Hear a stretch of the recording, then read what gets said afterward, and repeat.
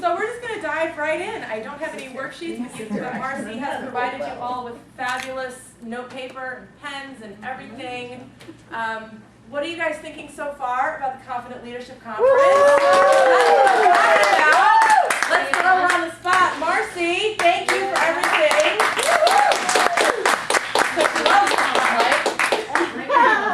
That was me a few years ago. I didn't pull you up here. I stood on a chair. There you go. It's all good. So confident leaders, that's what we're here to talk about today. This last leg of the conference, we're going to be talking about how to speak your value. And we'll be talking about that through the lens of the 8 languages of money. So it's been awesome. What we've talked about so far is really what's going on within you, right? All of the trip-ups and hang-ups and your purpose and your passions and your whys and all of those really critical, crucial things that keep us paralyzed within our own selves, right? So I think we've really done a deep dive there. Where we're going to take this portion of the Confident Leadership Conference is going into the external a little bit more. How are you showing up? How are you being received? What does that look like? Okay? That's how you speak your value. Because it's one thing to figure it out inside, and that's beyond necessary, right? I'm going to say that that's about 80% of it, is that doing the self-work and figuring all that out. And then there's that part of it, well, once you do that, what do you say? How does that come out? How does that come across? What does that look like? What does that sound like? So that's what we're going to be talking about. So in true presentation style, I like to tell you what I'm going to tell you, then I'll tell you, and then if we can remember at the end, I'll tell you what I told you, which I never remember at the end, but that's fine. So it's all good. So we're going to talk about the #1 mistakes we make stepping into leadership conversations, what the 8 languages of money are, what each money language looks like to others, right? We'll talk about what they are so you'll have an idea within yourself, but we'll also look at what does that look like to others. How may it be holding you back from advancing in leadership or earning more money? And how to tweak, not twerk. Not doing that, that's not what this class is. How to tweak your conversations and speak your value in their money language. So it's one thing to know your own, and many of you do, which is awesome. Shout out to my nurturers. So it's really important that you know yourself, you know your money language, you know what's going on within you, which we've talked about a lot this morning, right? But it's what we're also going to be talking about is how does that show up and how do you see that in others? So, wee bit about me. I'll start with what I'm not. I'm not a salesperson. I just happen to teach sales. That's my thing that I do. I teach you how to close clients quickly. So why am I not a salesperson? So my career, I grew up in retail. I worked in stores. I went on the corporate side. I was in wholesale. I was launching shoe lines. I was building senior leadership teams, putting corporate growth strategies together, executing sales and marketing plans. Favorite experiences, I took a territory from 300,000 to 1.2 million in 6 months, placed senior leaders, C-level executives that had wildly phenomenal successes within their companies. So it was kind of like I got to place them and then watch it just catapult and explode. Within my business, I started that in 2011. I birthed a baby in a business in the same year. Because what else do you do? Find out you're pregnant. What did I say the other day? I said you take an EPT and then you get an LLC, right?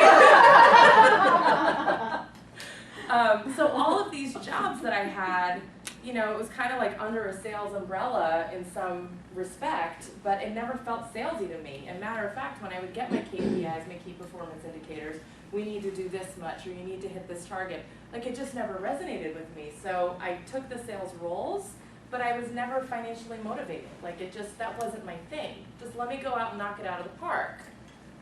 So they were like, okay, Liz, you're not a salesperson. Fine, whatever you want to tell yourself. And then I would go sell and do my thing.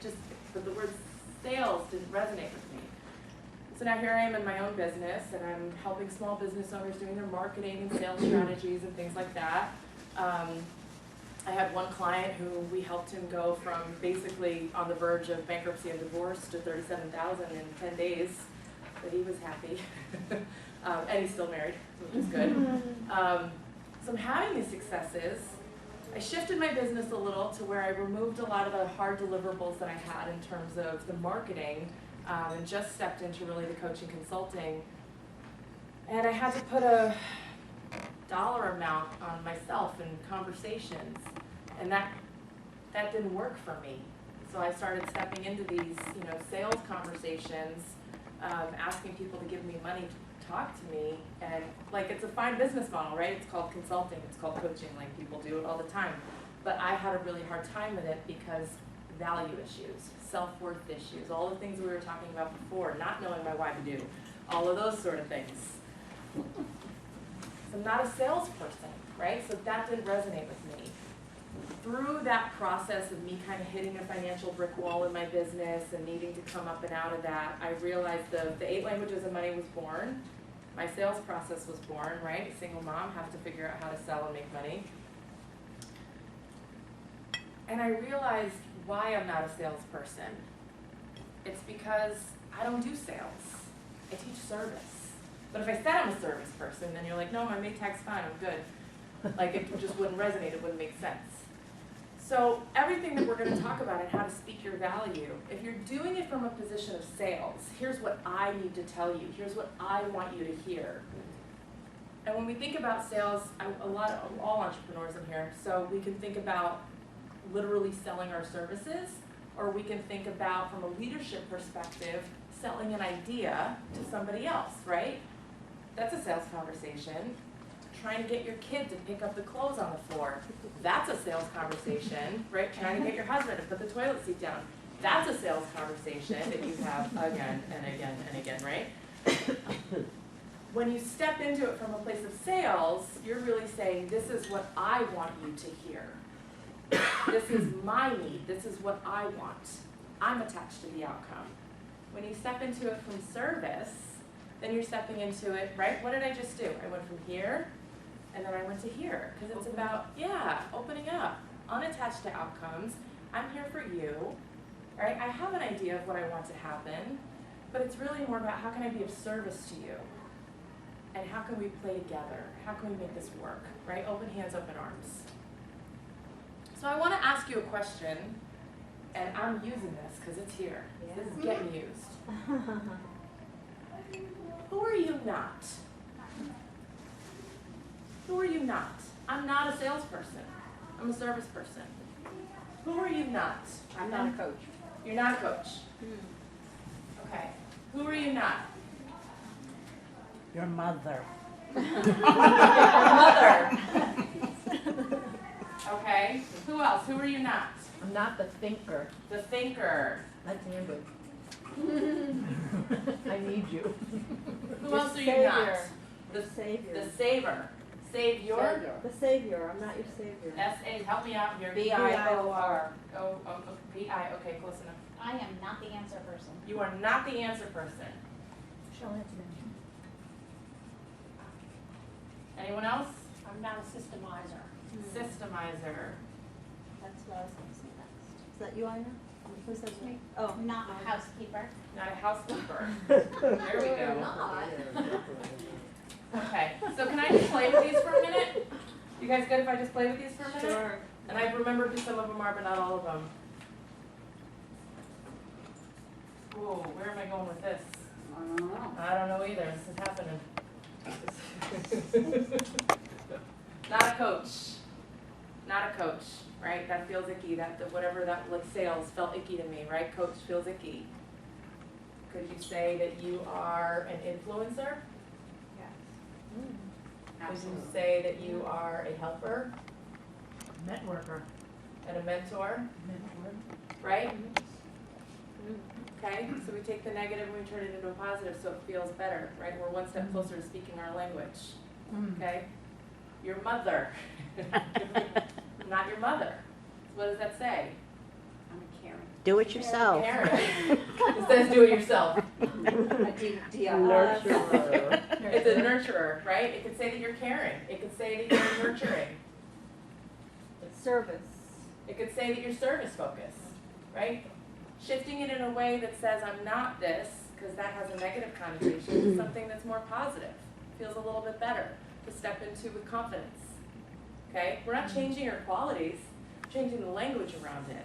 Okay? I'm going to try to step into IT world for a minute. Computer programming. I do code. I'm a dork. our brains are computers, right? They're hardwired, okay? So the words that we use, we're just programming our brains, okay? So what we say, we're actually saying to ourselves 3 times. Because you're thinking it, then you're saying it, then you're hearing yourself say it. So that thought articulated is beyond powerful. So we need to be really careful with the labels that we're putting on ourselves, right? Because if we have a negative connotation, then that doesn't feel powerful and confident. But if we can shift it into something that resonates with us, we're embracing our own skill set a little bit more. So the thinker, Strategist. strategist, Innovator. innovative, strategist, Visionary. innovator. Mastermind. There we go. You get this idea. Like it. What was the other one you said? Innovator, Mastermind. visionary. Phoebe's not on it. Jesus, this handwriting is horrendous. Savior. What's some positives around that? Inspiring. Ooh, Enlightens. Steady. steady. That's a good. one. Enlightened. A rock. Out of room. A rock. That got a hashtag. Cool. The answer person. What came to me was resourceful. I got that too. That's a positive. Systemizer. Organized. Organized. The handwriting fails after a while. You get the point. Housekeeper. Tidy. Caring. Organized. Organized. Right? Clear. You get it? Feng shui. Feng shui. So it's about identifying who you're not, what doesn't resonate with you, but knowing that that's a core quality about you, and then finding a way to step into it with confidence. Okay? You guys good on that? You want to play with some more words? Anything coming to you that you want to kind of bounce around? Okay. So let's look at what is the number one mistake that we make stepping into, and I left this blank for conversations, right? Because we could say sales conversations, we could say service conversations. If you're in my world, that's what we call them. You could say leadership conversations. I'm ready, I got mine. What? What do you got? I lower my value by offering discounts. That's the mistake that you make? Lower Okay. it down. Well, wait a minute. So I'm going to tell you what the number one mistake is and why that's your symptom. Okay? So you offer discounts. Okay. So the number one mistake we make when stepping into sales conversations, leadership conversations, service conversations, whatever, it's consistent across the board. It's that we're making financial decisions for other people. Currency decisions for other people, time decisions for other people, energy decisions for other people. And you are deciding, Marcy, that you are not worthy, that they are not going to see you as worthy of receiving full value. You are deciding for them how they see you. Put your hand out. Put your hand out. Take the other one. Slap it. Don't do that. Yes. Oh, she's also probably could be making an assumption or judgment about their ability to pay. Yeah. Their ability to Which is, pay. You know, that's Yep. it's not right. It's not doing them the respect. Exactly, and you're not giving them the and we're all guilty of it. Okay, here's the other thing, big permission slip, right? Big permission slip is, once you know this, don't fix it, because we're all fixers, we all want to fix what's wrong with us and put the little bow on it and check the box and say, I did that. Don't do that. Just acknowledge it, be aware of it. That's it, because over time, when you notice what you notice, right, you're gonna start to shift it in a way that feels really good and natural rather than forced and uncomfortable, because what sells the most? Confidence. So the number one mistake that we make is that we're making these decisions for other people, okay? It just is what it is. I'll talk to you about the 4 currencies, okay, before we jump into the 8 languages of money. Because in these, the decisions that we're making for other people, it could be one of the 4 currencies. So think about temp, T-E-M-P, and it's time, energy, money, and people. These are your 4 currencies. So you could be in a sales conversation making a money decision for somebody else that they're not going to be able to afford me, and we'll talk about what that looks like in the money languages. Making a time decision. Oh, they're not going to have the time to do it. Making an energy decision. They won't want to, right? All of these different things. We're constantly making these currency decisions for other people. Here's what it looks like in the 8 languages of money. And I have a financial strength finder assessment many of you have already taken to know what your 8 languages of money are in the order and the intensity. Tells you with precision so that we know what are the most dominant money languages that's really like ruling the rooster here. And then I like the last one as the source of strength. So that's what I call it. I don't call it the weakness, I call it the source of strength. It's your adrenaline, right? Because if the car flips over and the kid's stuck inside, guess who Mama Bear becomes the Hulk all of a sudden? That adrenaline rushes through and we can lift it and turn it over, okay? So that's what that last money language is. So you can tap into it when you need to, and then you just know that you're going to need to give yourself a big energetic break to kind of regroup. So let's go through what they are. This is going to be high level because I literally could spend a day on each one of these, so we're just going to fly by for the purposes of time. So, accumulator. This is what I would call your inner banker. This is the one, if we think classic saver spender, this is your saver. Just comes naturally to them.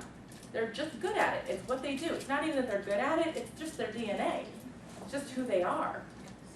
I gave a talk to the Association of Professional Organizers. And I said, you guys are gonna see this one as the hoarder, right? That's where this shows up, right? Because they hold on to things in their various forms of currency. They might not have a lot of money per se, right? Because that's just one of the currencies, but they can have a lot of stuff. So that's an accumulator. It's a fear-based relationship with currencies, with money. It's rooted in fear. The accumulator is? The accumulator is. That's fear-based. And that's why they hold on to things, because it's almost like a Depression era mentality, that there's just never gonna be enough. Right. So this is a little bit of my parents, and they acknowledge it readily. You know, why do we need to save every rubber band that has ever crossed this threshold? How many do you need? Like, really? Yes. Really? Because we need to save that Ziploc because they're that expensive? Really? Really? Don't go there. Clearly I don't have an accumulator because that was like, you know. But so a lot of how these become within us is either learned behaviors or learned opposites, right? So the accumulator is the fear-based relationship. They want to hold on to things because it's fear, right? So what that looks like is what I would call like a broke millionaire, which looks 2 different ways. So a broke millionaire one way is the one that has tape on the glasses, holes in the shoes, drives the car from 1982, and has $6 bazillion in the bank. Because they're afraid that even all of that money that they have is never enough, you know? So the accumulator, anyone else would look at their financial situation and be like, are you kidding me? Like, really, you don't need to clip that 5-cent coupon, it's gonna be okay. But in their brain, they just never have enough. So they're gonna have a really hard time parting with money, parting with currencies. They are going to be very precise. We'll talk about what that looks like from a leadership perspective in a minute. Or 5 or 10 minutes when I'm done with all this, or 20, I don't know, we'll see. Not an accumulator, not precise. Don't hate me. The alchemist, this is the one I call your inner hippie. This is the one, like, let's make love, not money. You know, I just want to kind of do good in the world. I want to show up for a cause, like it's really important to me. And I know that like money has to exist, but like if it didn't, that'd be totally cool too. Right? Very creative, yeah, whatever, like it's what's fine. Good, I gotta deal with it. So I'll give you an example. I was giving a talk and the woman came in late. Some of you may know her. I know that some of you know her. She came in late to the talk, sitting in the front row. She had paint in her hair, paint on her shirt. And as I'm talking about the alchemist, she's just like sitting there bobbling away. And I was like, speak, you're going to explode. Like, what do you need to say? She's like, oh my God, this is so me. So she's a muralist. And she's been featured on TV shows. And she does these amazing wall paintings. And she had just come from doing one. And she says, I'm totally the alchemist, and here's how I handle the sales conversation, or the closing part of the conversation. She's in someone's home, she's going through the mural, talking about all the colors and whatever stuff she does. And then it comes time to that point of the conversation where she's got to land it. And she says, okay, this is the part of the conversation I hate, but I need money because I need to eat, my house costs money, and materials cost money. So the price is gonna be this, and you can give me a check or I can take cash. And then they say, okay, and they pay her. And I said, and that works for you? And I said, no one's ever debated the price with you when you say that. She says, nope. And I said, then up your rate, note to self. And I said, and awesome to you for honoring what works for you. Like if she had tried a closing approach for another money language, okay, well it's been really great visiting you, and what I'll do is I'll send you the terms and we can review them and we'll have a follow-up phone call. Like, she would have died. She would have died because she would have never made any money. So you're starving on a street corner crying somewhere. So she just like, it was an instinctive thing with her, but that's the alchemist, that's what works. She's just gonna own the fact, I don't like money, it's a necessary evil. Okay, that's alchemist language. So what did she say? She said, this is the part of the conversation I hate. And then she stepped into it and said, but I need the money, like she apologized for it. I need the money because these things make money, you know, everything costs money, so then she justified it. And then she said, so here's just the rate, and this is how you can pay me. Like, here's the dollar amount, now I have to run around that real quick, and you can give me cash or check. That was it, like I'm just not, and no one's ever negotiated because they were like, I don't wanna go there with this one. You know, clearly she's an artist, she's just good at what she does, and let's just move on. She owned what worked for her, she spoke her value. Celebrities. Celebrities are great. These are, you know, I mean, the names aren't too far off from how they show up. Celebrities are great leaders. This is the other side of the broke millionaire, where they look fabulous, look like they have it all together, and have 2.2 cents in the bank, kind of a thing. Phenomenal leaders, great, this is the person you kind of want as like the face of your company because they're just great out there. People want to follow them, they want to be around them. They're overcompensating.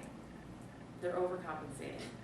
Their main currencies are energy and people. They love being around people, they love being in the spotlight, they love receiving that. And these are the spenders. And they do it because it's what they value as opposed to having money is looking as though they do. And that's okay. Just like with an accumulator, they value having an obscene amount of money and just having a lot and never parting with it, that's okay. None of these are right or wrong. None of these are bad or good or ugly or indifferent, right? It's just about understanding. The connector. Connector's awesome. This is the one I call, that I say suffers from currency confusion.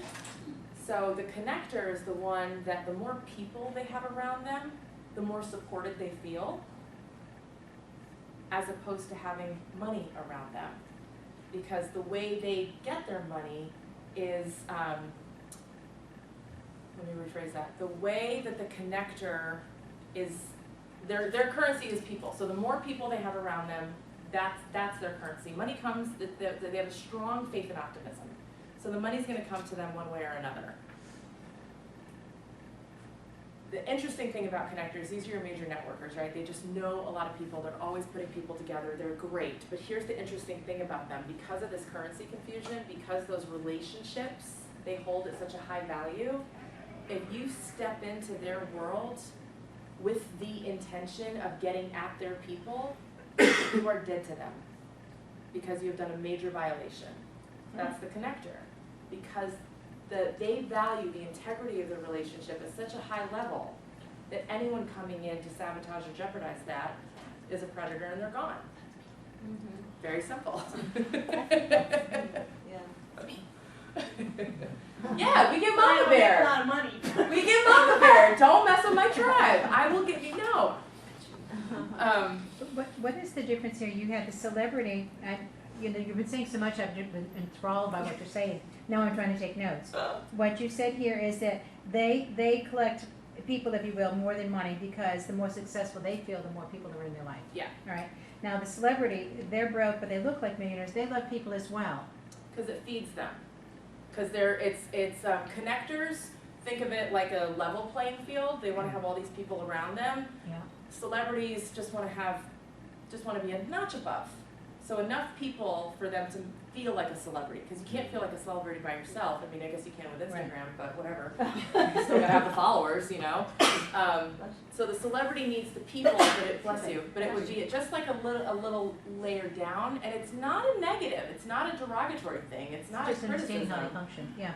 Yeah, it's just they need to feel that the people are here. And the energy. That's their Yes. currency. Yep, that's It's their currency. It's their, their perception of celebrity. Exactly. So They value appearance. what's the alchemist's, currency? Energy. Okay. And a particular type of energy? Well, energy and people. So it would be just kind of like it feels good, so we're gonna do it. So that kind of Okay. energy.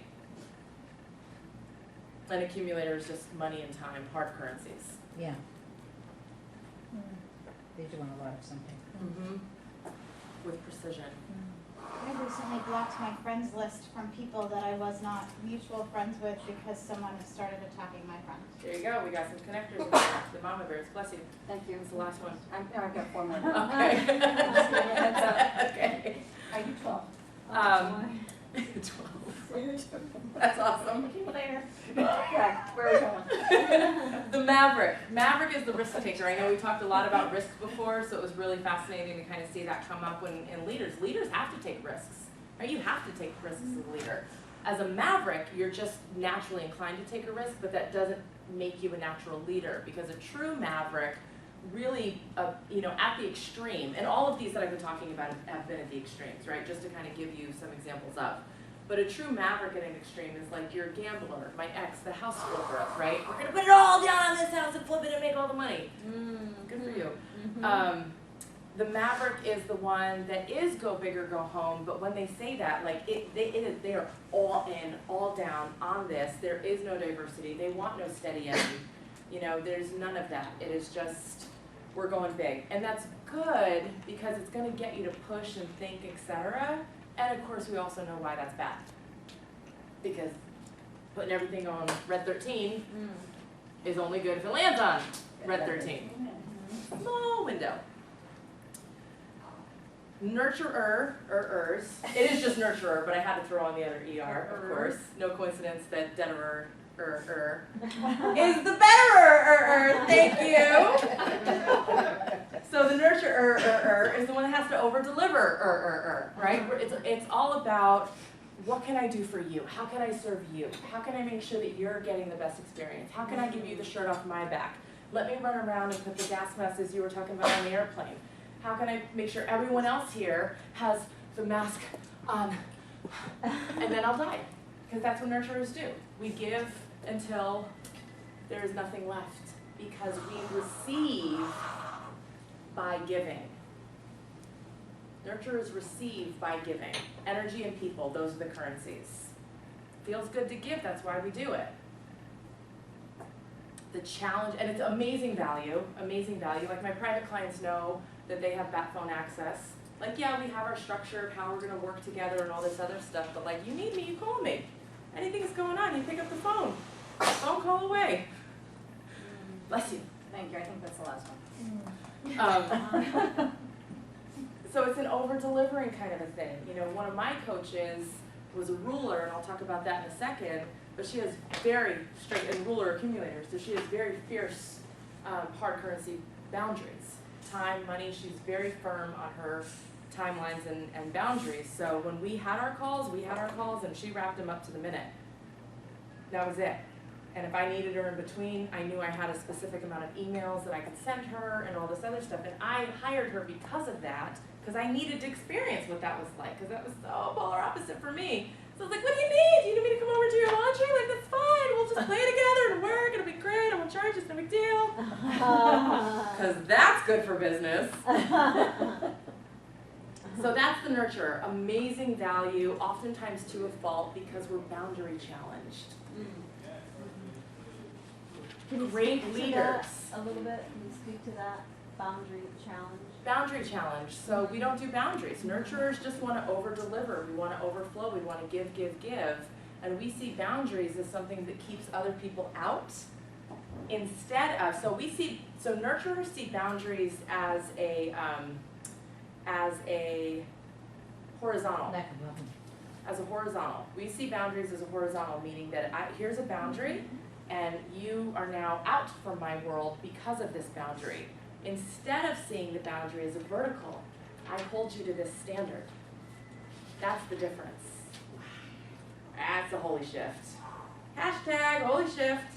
Yes. That piece that goes to that, the nurturer believes they are loved because of what they do, not because of who they are. No value, no self-worth, Right. virtually zero. Just thought I'd mention Yeah. Few people might have needed to hear that. that. That's the nurturer. Thank you. Yep. It's all about doing. The romantic, this is who I would say is your classic salesperson, the best salesperson, right? Because the romantic loves that courting process, loves the experience. It's all about experience. What is like you think a real romantic experience, you think rose petals on the floor, you Yes. think all of this and Attention. attention and feels good and experiential. That's the romantic. So they're great at sales because they love that courting process. Here's where the work goes a little bit deeper, is that, like I said, when we look at your financial strength finder assessment results, we're looking at those top 3, the most dominant ones. So here's a good example of how they play well together sometimes and how sometimes they could be tripping you up. Because if that second one, say your top is a romantic, and then the second one is a connector, for example. Okay, so you're really good at the courting process, you're really good at sales, you're a really great connector to other people, you're thinking, man, this is a great salesperson. They're never gonna land it. They're never gonna close the deal. They've got currency confusion, they wanna keep those relationships going, they're loving the process. They're gonna have a real hard time ending it, bringing it in for business. So that's where we could look at to say, well, they have all the signs of a romantic, why are they not good in sales? They're bringing people to the table, why are they not closing them? It's because that's not their main currency. So then in those situations, you would want to bring in somebody who is a strong closer, maybe to help them in those conversations, or whatever that would look like, right? Romantics are good with money. They can figure that stuff out. They are good with it. Mavericks, I would say, are the best in terms of keeping the running tabs in their head. Rulers, when I was kind of co-creating this work and testing it within the women in my world at the time who were, C-level executives, because that's where I was coming from, and I had them kind of evaluate it, what I found is that the women who were at the C-level, SVP and C-level that took this all had ruler in their top 3. All had ruler in their top 3, because the ruler is a natural leader, highly decisive, amazing delegator, right? Just gets it done through and with others. So this is kind of what I would say is your quintessential leader. If you don't have this in your top 3 or even in the top half, it doesn't matter. It doesn't mean that your leader broken. It just means we need to build out your leadership team in a way that's going to support you in your ZOAB, your zone of absolute brilliance, right? Did I get that from you? I did. That's apology. There we go. I was like, it's not me. It's not my verbiage. In your ZOAB. So those are the 8 languages of money. They're all within you. So as I talked about one, you're kind of like, that's totally me, and I talked about another, that's totally you too. They are all within you. So that's where the financial strength finder, yeah. The currency for the ruler is? Currency for the ruler is time, Yep. and then money, hard currencies. And for the maverick? For the maverick, it's going to be money then time. Money first. Yep.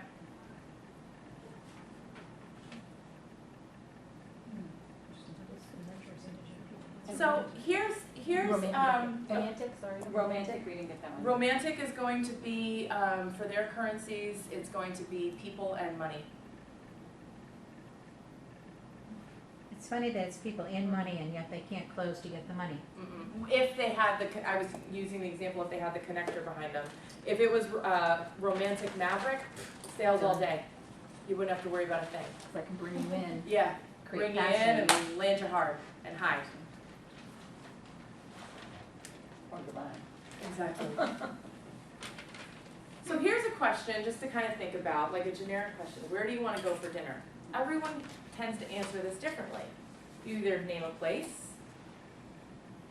Well, how would you, where do you want to go for I dinner? thought food first. What I did you thought think about? Sushi. Okay, where do you want to go for dinner? Steak. Experience. I'm hearing experience. I'm hearing energy.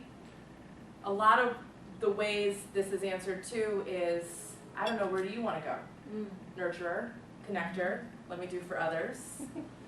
A lot of ways this is answered is, do we need to spend the money tonight? Accumulator, right? So it's in the simple questions that you start to hear the way people answer them, and you start to pick up on the subtleties.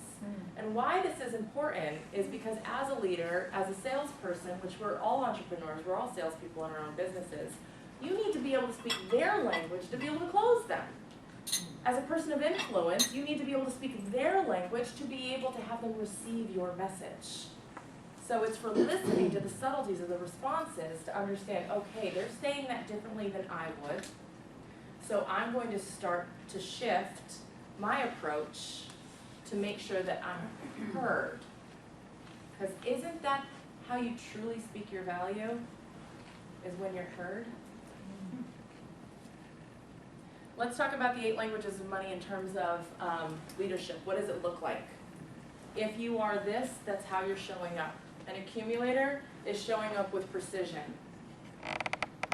Oh my God, my boss, he just wants everything done this way, every I, every T, every this, every that. Like, can he just see the bigger picture? No, actually, cannot. Speak his language if you want to do well, right? Alchemist, very creative. Not that any of these are opposites, but in a lot of ways those two kind of are, right? Because one loves money, one wishes it didn't exist in the world. Celebrity, very charismatic, right? Might not have a lot of substance there, but you can use that to your advantage in a lot of ways. Connector, caretaking, thinking of others, because it's the integrity of the relationship that they value. The maverick, bold, risk-taking. It's going to show up as, you know, with the bull in the china shop energy in the meetings. It's going to show up really, let's do this, let's get it done, you know. Nurturer, very generous, just over-delivering. Let's see if we can get everyone an extra week off. Let's see, you know, what else can we do for our people? Like thinking of everyone else. And it's like, have you eaten today? Did you get some water? The romantic thinking of the experience. No, let's not have it in the conference room. Let's go to a place for it. That's what they value. And the ruler, very decisive. I went into a meeting at a company one time, and I knew within the first second that the guy walked into the boardroom that he was a ruler. Because he says, okay, he was there on the button, 2 o'clock or whatever time it was, like 2 o'clock. And he says, okay, we have 35 minutes. Like, who says 35 minutes? Is it 30 or? Yeah, like we have about 30 minutes. No, we have 35 minutes until okay, all right, you value time. So I knew at that moment it was either ruler or accumulator, and then through a few other things in the way he was sitting, I saw ruler and I saw celebrity. The celebrity was when he put down his 400-page book and said, here, I brought you a copy. I'm like, did you bring someone to help me carry this thing out? Like, really? He's like, I saw you wrote a book, and I was like, it's 27 pages. You can download it from my website. Like, my ego's not that big. Jeez. So I saw ruler, and I saw celebrity. I was like, we're good.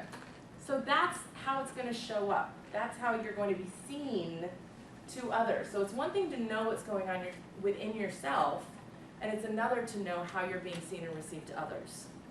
So I have a little formula for conversations that convert. For a conversation that converts. I knew the S was in the wrong spot. This is what I use in my sales trainings to close clients quickly. This is the formula for how you close clients quickly.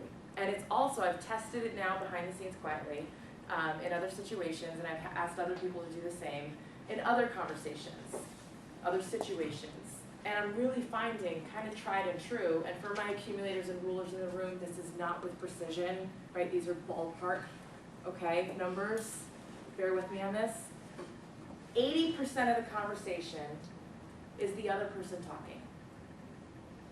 80% of the situation, the other way that can be said is 80% of a situation is you receiving information, whether that's research, whether that's asking questions, or whether that's listening to the other person talk, whatever that looks like. It's 80% is you receiving information, okay?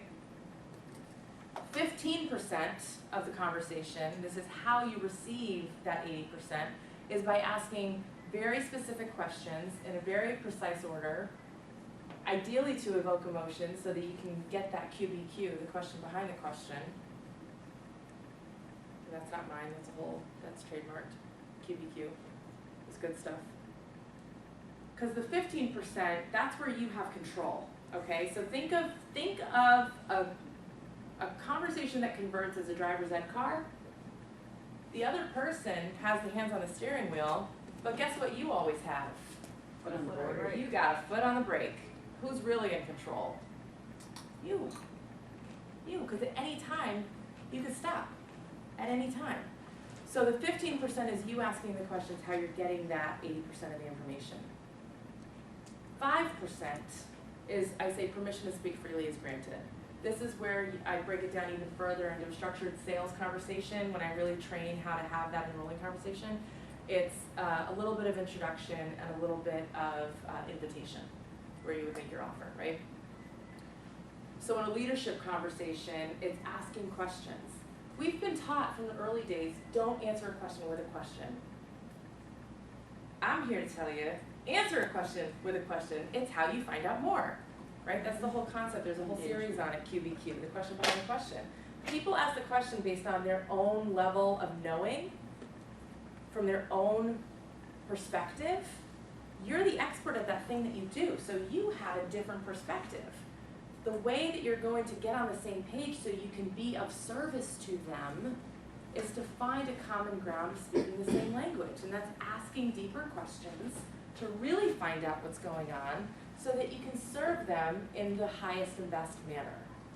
So if they come to you and they say, I've got sand in my shoe, your thought might be, well, let's take off the shoe, dump it out, and put it back on. But you might want to say, where were you walking? How did the sand get in your shoe? How does that make you feel? What's going on with that? Where are you uncomfortable, right? Start asking questions. Because if you had just taken off the shoe and dumped out the sand, and then you find out that every day they're walking on the beach with shoes on, have you really helped them? No. Instead, you just say, why don't you wear sandals or no shoes at all, right? When you know what's really going on, you can serve them in a higher way. And you do that by asking more questions.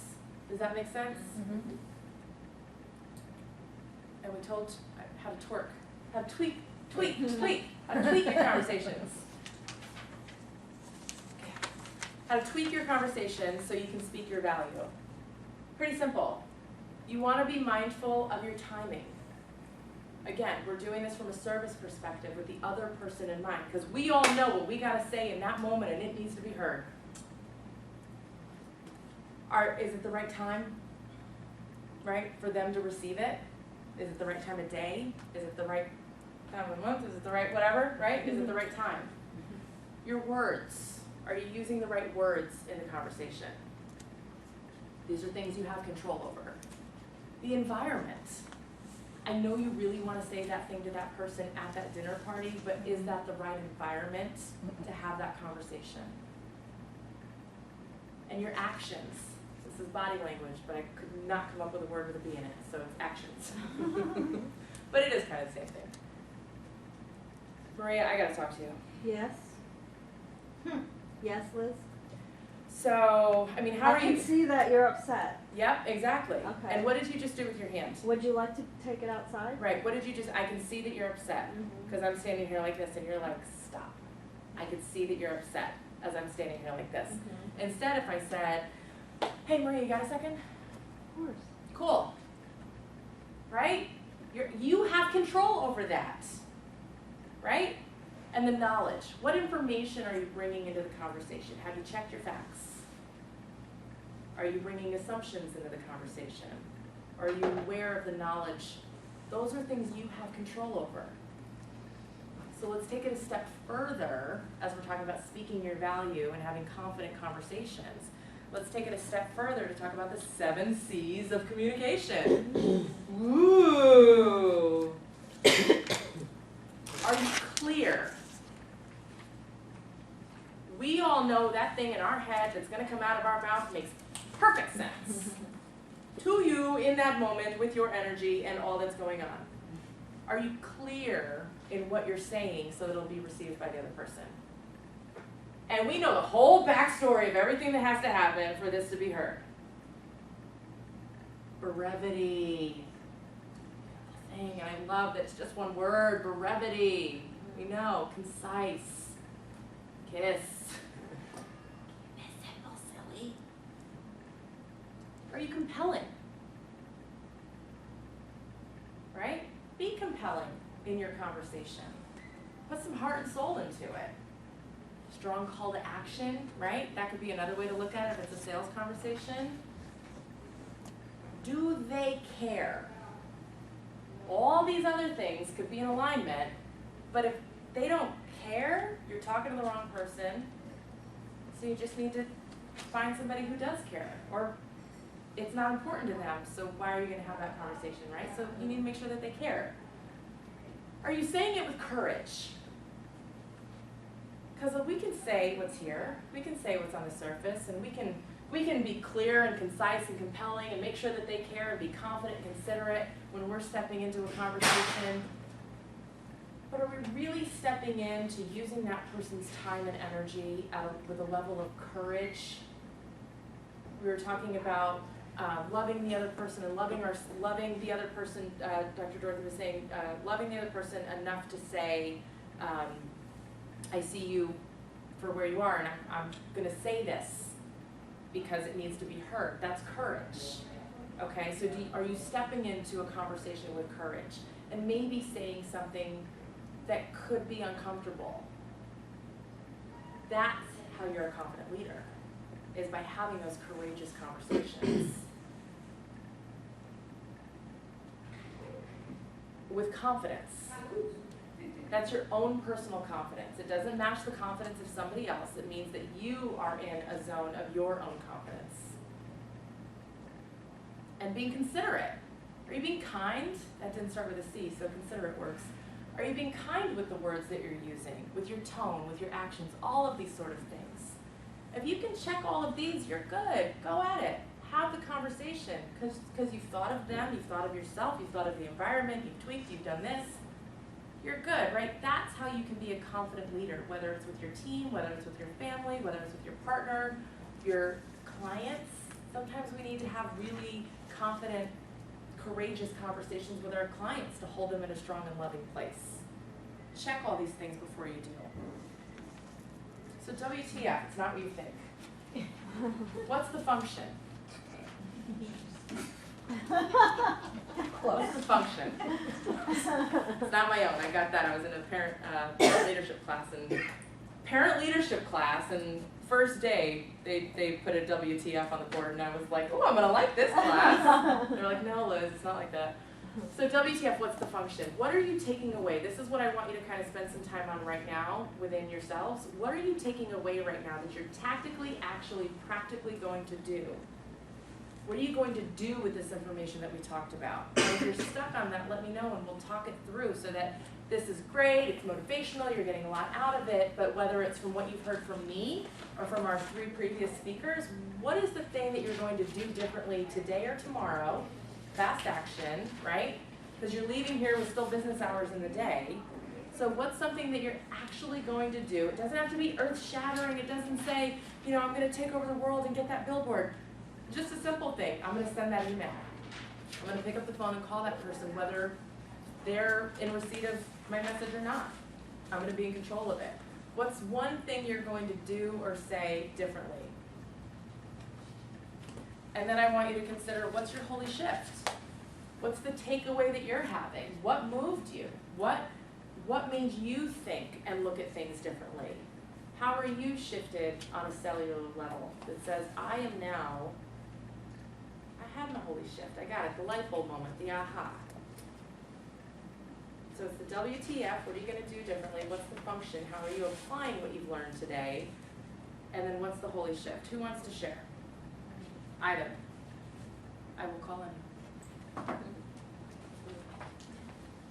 Who had a holy shift?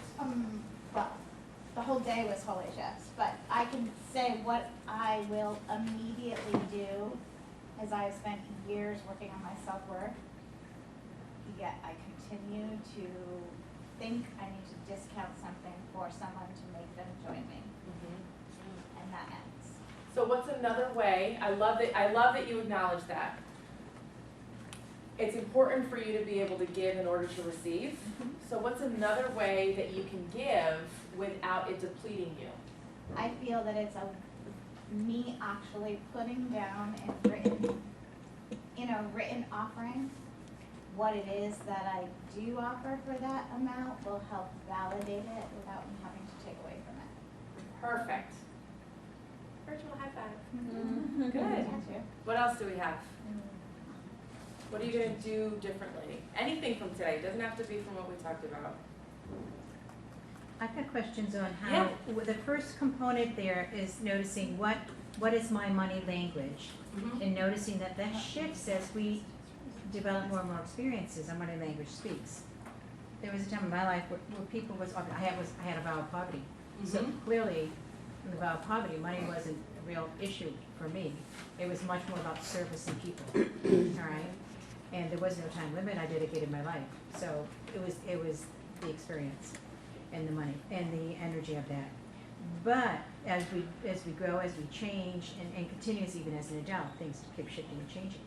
But now, so it's noticing what is your money language, and then secondly, how does somebody with that particular money language speak of money in a business situation? So there's really two components to that. Yeah.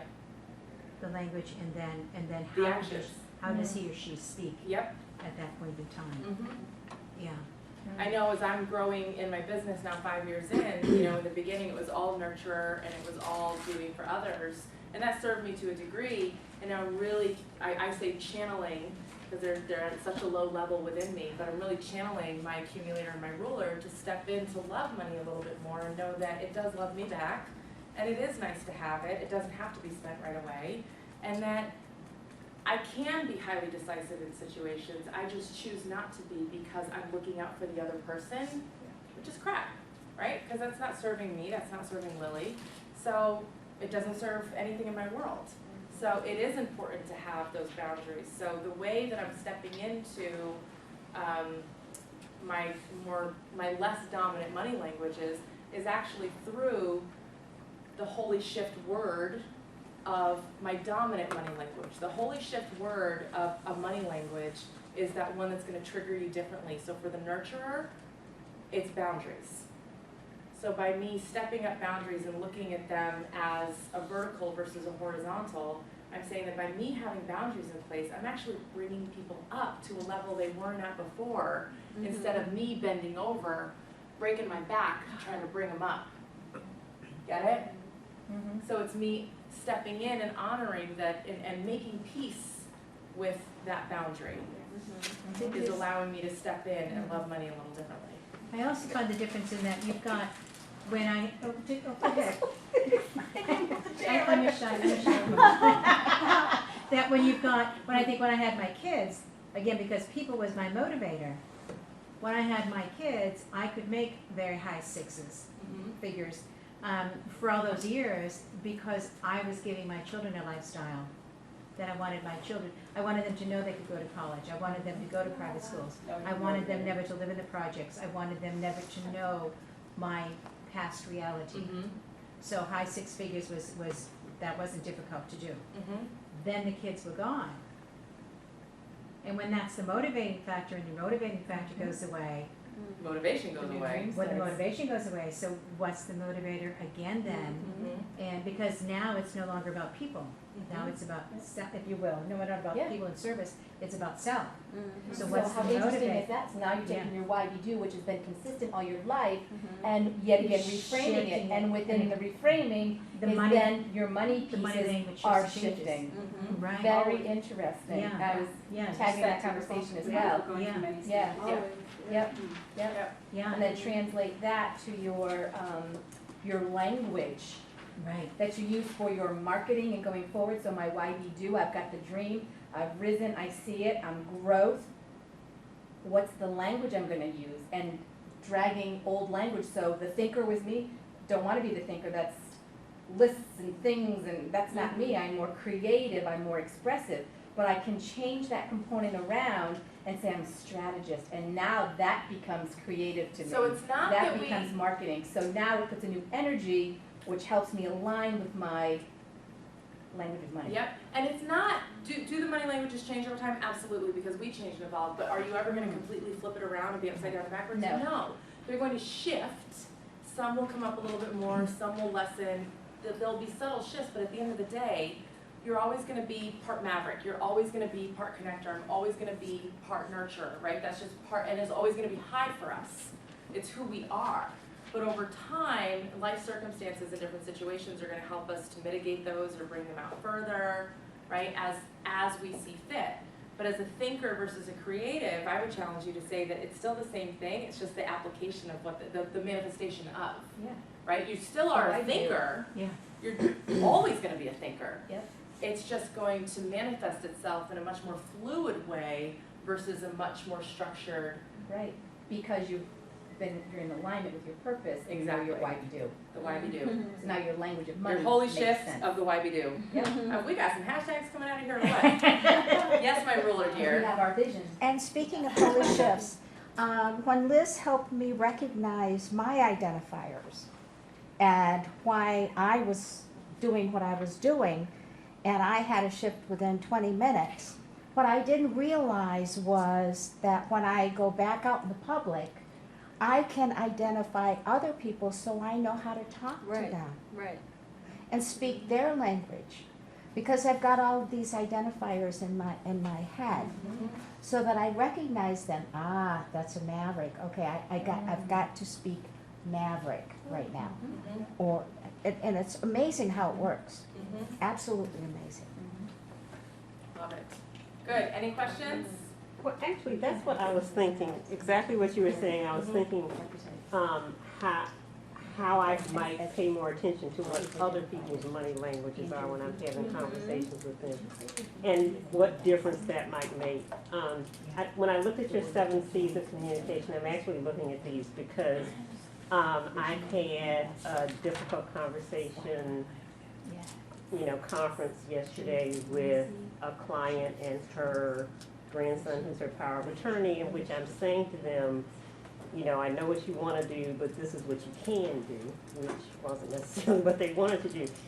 And I'm, and I'm sort of looking at this saying, okay, I think I hit all 7, but it was hard work, Yes. And it started out being hard work because the first person I was dealing with was someone who wasn't, who was another family member who was being somewhat adversarial, like we're going to do it this way.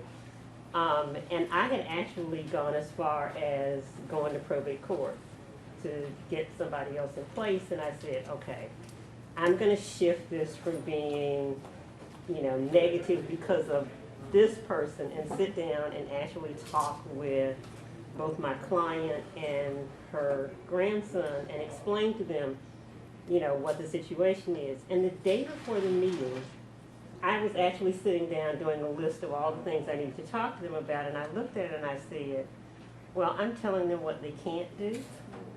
So I turned the page and then I started doing a list of what they can do.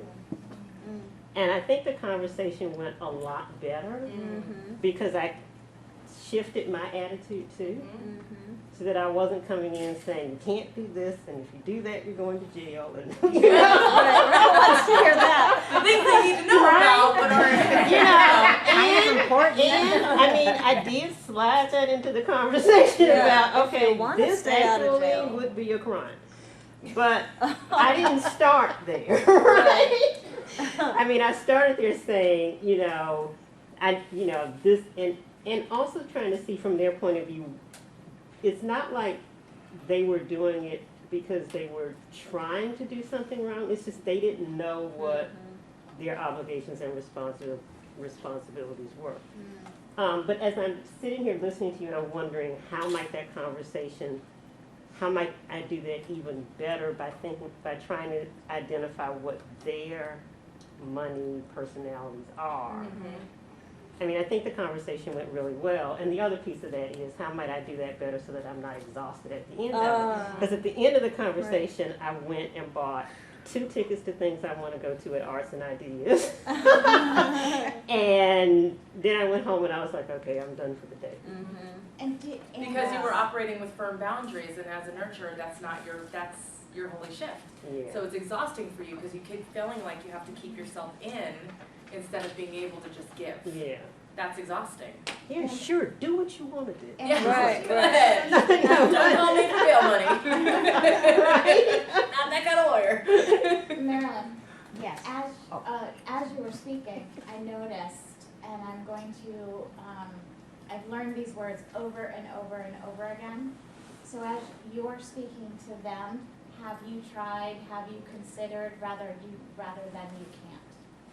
I didn't ever say you can't. Okay. I know. Or you Not in can. that whole conversation. What, when you say you can do this, or you, because that's what the law allows or whatever, Mhm. have you considered, because, Have you thought about? right, it Invite just, you yes, to to consider. try. People present. resist, you need, I'm you taking should. the you out of the Oh, I conversation. didn't say any. I didn't use you need or you should. You can't. I didn't say you can't either. But what I talked about was how to accomplish their goals in a different way. Good. Good. Which, I need one picture of all 4 of you Great. before everyone starts Thank you, asking. Liz. crazy Thank you, questions. everybody. And what I'm gonna do is I'm gonna go on to www.speakyourvalue.com and get your free ebook. Yeah.